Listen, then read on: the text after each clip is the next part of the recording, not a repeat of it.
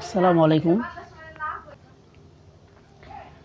নিজের অজান্তেই কিছু কিছু ভুল আমাদের হয়ে যাচ্ছে, যেগুলো আসলে মানুষের শিষ্টাচার না। এটা মানুষের আচরণের মধ্যে খারাপ লাগে আর কি। আমার খারাপ লাগে বিধায় আমি আপনাদের সাথে শেয়ার করতেছি। আসলে বিষয়টা আমার খারাপ লাগে, এমনটা না যে মানে মানে আপনার সমস্যা করে না। আমি আমার ভালো স্বার্থে আমি কথাগুলো আজকে তুলে ধরতেছি। তো আজকে আমি সারাদিন বসে যেটা করলাম, লিখছি, অন্যের সামনে এক নম্বর হলো অন্যের সামনে আপনি নাক ছিটকানি আছে না, এটা করলে আসলে খারাপ লাগে, এটা করা যাবে না। অর্থাৎ আমার সামনে করলে যেটা খারাপ লাগে সেটা অন্যের সামনে করলেও খারাপ লাগবে, এটাই স্বাভাবিক। যার কারণে আপনার সমস্যা হয়েছে, আপনি সমাধানগুলা সাইডে একা একা করেন, কিন্তু অন্যের সামনে নাক ছিটকাবেন না, নাক ঝাড়বেন না, তারপরে কান খুঁচাবেন না, তারপরে দাঁত খিলাল করে না অনেকে, এই বাম হাত দেয় বা ডান হাত দেয় দিয়ে দাঁতের মধ্যে দেয়, এগুলো করা থেকে বিরত থাকুন। তাহলে কি হবে, আপনার আপনার সাথে যে কথা বলবে বা আপনার পাশে যে থাকবে সে আপনাকে ভালো মনে করবে। আচ্ছা, 2 নাম্বার,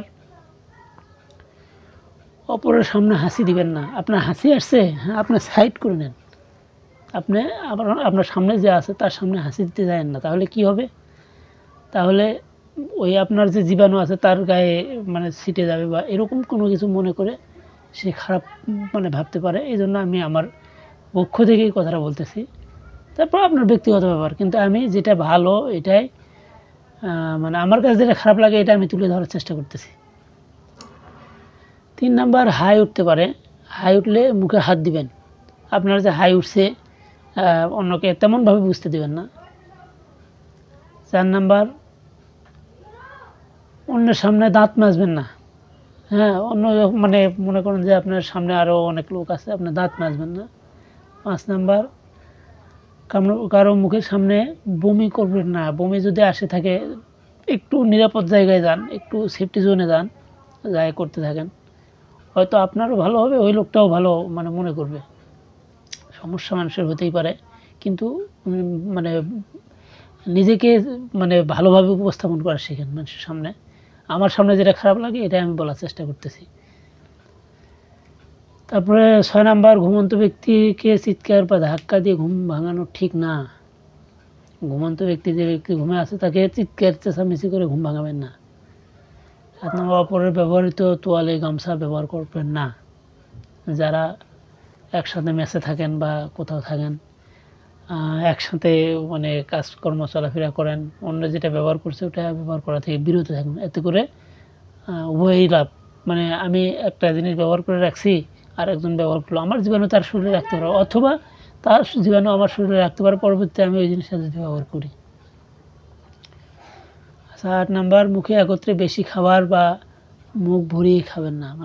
একসাথে কয়েকজন বসছেন, বেশি বেশি খাওয়ার চেষ্টা করবেন না, কম কম খান। কম খেলে সব দিক দিয়েই ভালো স্বাস্থ্যের জন্য উপকার। তারপরে খাবারের পরে লুঙ্গি, শাড়ি বা পরিহিত পোশাক দিয়ে হাত মুছবেন না। আপনি খাবার বসে লুঙ্গি, শাড়ি বা পরিহিত যে জিনিসগুলো আছে এগুলো দিয়ে হাত মুছবেন না, এটা আসলে খারাপ জিনিস, ঠিক আছে। তারপরে বিনা প্রয়োজনে অধিক কথা বলবেন না। আপনার প্রয়োজন ছাড়াও প্রয়োজনের অতিরিক্ত কোনো কথা বলা ঠিক না। আপনাকে মানুষ খারাপ মনে করতে পারে, যেটা আমার কাছে মনে হয়। আপনার প্রয়োজন ততটুকু বলেন, কথা বলা শেষ, চুপ থাকেন। যত চুপ থাকবেন তত ভুল কম হবে, এটা আমার কথা না। আমরা জানি আমাদের ইসলামের অনেক বই লিখছেন হজরত শেখ সাদি রহমতুল্লাহি আলাই, উনি এই কথাটা বলছেন। আমি একদিন তার লেখা পড়ছিলাম, ওনার বইয়ে লেখা আছে, অতিরিক্ত কথা বলা থেকে বিরত থাকুন, তাহলে নিজের ভুল কম হবে এবং মানুষ আপনাকে ভদ্র মনে করবে। এবং সর্বশেষে যেটা বলতে চাচ্ছি এটা হলো, কথা বলার শেষে মানুষের সাথে থ্যাংক ইউ বা সরি, নিজের ভুল স্বীকার করার চেষ্টা করুন, বা সে যদি ভালো একটা পরামর্শ দেয় তাকে ধন্যবাদ জানার মানে একটা আগ্রহ প্রকাশ করুন, তাহলে হয়তো মানুষটা আপনাকে ভালো মনে করবে। তো ভাই আজকে এই পর্যন্তই, দেখা হবে পরবর্তীতে যে কোনো একটা বিষয় নিয়ে। ধন্যবাদ।